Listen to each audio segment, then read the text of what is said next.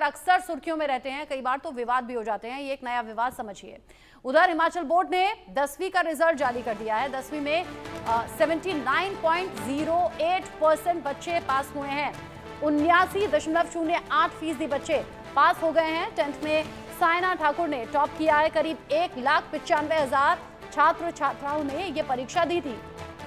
Himachal board ने 10वीं का रिजल्ट जारी कर दिया है। हिमाचल बोर्ड ने 10वीं की परीक्षा का रिजल्ट जारी करते हुए बताया है कि कैसे 1,95,000 छात्र छात्राओं ने परीक्षा दी थी और अब यहाँ साइना ठाकुर जिन्होंने टॉप किया है उन्हें बधाई देने के सिलसिले भी अब शुरू हो गए हैं।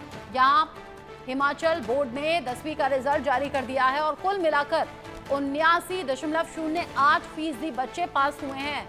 करीब 79% बच्चे पास होना, 1,95,000 छात्र छात्राओं का परीक्षा देना। साइना ठाकुर एक बार फिर से लड़की है जिसने बाजी मारी है। साइना ठाकुर ने टॉप किया है। अनुराग शर्मा मेरे साथ में जुड़ गए हैं इस खबर को लेकर ज्यादा अपडेट के साथ। इंडिया न्यूज संवाददाता अनुराग, कैसा रहा ओवरऑल रिजल्ट?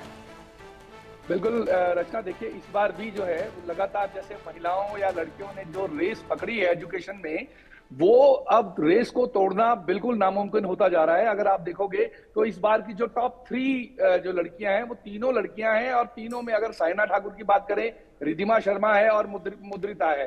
तो इस तरह से जो तीनों बच्चे हैं वो तीनों, और हिमाचल में भी अगर हम बात करें तो धर्मशाला, कांगड़ा और हमीरपुर के बच्चे जो हैं ये यहाँ पर मुख्यतः टॉप किए हैं। और पूरा ओवरऑल अगर हम बात करें तो 79.8% का जो है वो रिजल्ट रहा है। अभी तक जो 75,862 बच्चा है जो उत्तीर्ण जो है वो 10वीं से अब 11वीं की ओर चला गया है। अगर हम इसी में बात करें पिछली बार से, अगर हम बात करें पिछली बार जो था 74.61 था और इस बार 79.8% है, तो 5.19 की जो है अभी इस बार में पास होने की वृद्धि जो है वो देखी गई। आप बता रहे हैं कि लड़कियों ने फिर से बाजी मारी है, पिछली बार के मुकाबले रिजल्ट अच्छा रहा है। हिमाचल बोर्ड के 10वीं की परीक्षा का रिजल्ट सामने आ गया। 79.08% बच्चे पास हो गए हैं और यहां पर यह बताया भी गया कि कैसे बड़े स्तर पर 1,95,000 जो छात्र छात्राएं थे उन्होंने इस परीक्षा में हिस्सा लिया।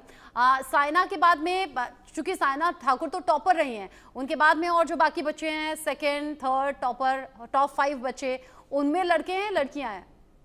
देखिए रचना, इसमें पांचों की पांचों लड़कियां हैं। बड़ी कमाल की बात है, लड़का एक भी नहीं है। पहले नंबर पे साइना ठाकुर हैं, दूसरे नंबर पे रिद्धिमा शर्मा है, तीसरे नंबर पे मुद्रिता है और चौथे नंबर पे अन्वी सिंह है और 5वें नंबर पे जो है वो आरुषि धीमान है। ये पांचों की पांचों लड़कियां हैं और अभी तक जो आंकड़े दिख रहे थे हमें ऐसा लग रहा था कि कहीं ना कहीं जिस तरह से आप ओवरऑल आकलन करते हो तो ये लग रहा था कि कुछ तो 5 में से एक तो बच्चा ऐसा होगा जो लड़का होगा। परंतु जब हमने लिस्ट आई और हमारे सामने हमने देखा कि 95,000 बच्चे जो थे वो आए थे परीक्षा देने और उसमें से 75,000 बच्चे जो हैं वो पास हुए। परंतु 5 की अगर हम बात करें टॉप 5 की, तो टॉप की पांचों जो हैं वो लड़कियां हैं और ये एक बड़ा चौंकाने वाला मामला है। जी, पांचों की पांचों लड़कियां हैं। लड़कियों ने एक बार फिर से बाजी मार दी है। अच्छा, पिछली बार के मुकाबले अनुराग रिजल्ट अच्छा है? हाँ बिल्कुल बिल्कुल रचना, अगर हम बात करें इस बार जो है वो पहले के मुकाबले बहुत अच्छा रिजल्ट आया है क्योंकि 5%, 5.19% जो है पहले से अधिक है। ये 5% बोलने में है, अगर हम इसको ओवरऑल आंकड़ों में देखेंगे तो ये बहुत बड़ा परिवर्तन है जो एजुकेशन के इस सिस्टम में हमें देखने को मिला है।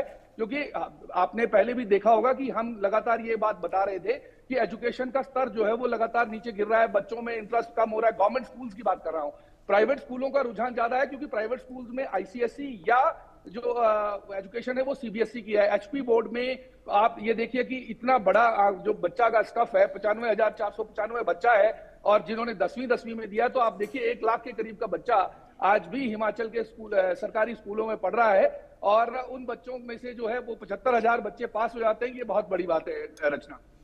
हाँ, अगर इसे परसेंटेज में देखें तो करीब 5%, लेकिन अगर ऐसे देखें तो एक बड़ी संख्या है। और अनुराग बता रहे हैं कि शिक्षा के स्तर में बड़ा सुधार भी देखा गया है, पिछली बार के मुकाबले बेहतर ये रिजल्ट रहा है। अच्छा, रिजल्ट बेहतर रहने के लिए हम किसे क्रेडिट दे सकते हैं? बच्चों के अंदर अगर पढ़ाई को लेकर अवेयरनेस आई है या फिर बच्चों ने लगकर पढ़ाई की है, वो एक रीजन है। और अगर बच्चों में बदलाव आया है तो उसके लिए क्या शिक्षा विभाग, क्या स्कूल टीचर जिम्मेदार, मतलब क्या उन्हें बिल्कुल अच्छा, बिल्कुल मैं ये बिल्कुल कहूंगा क्योंकि बहुत बार ऐसा होता है कि बच्चों में रुझान जो है वो कम हो जाता है। इसमें बहुत ज्यादा जो रोल रहता है वो टीचर्स का रहता है जो डायरेक्टली बच्चों से कंसर्न्ड होते हैं।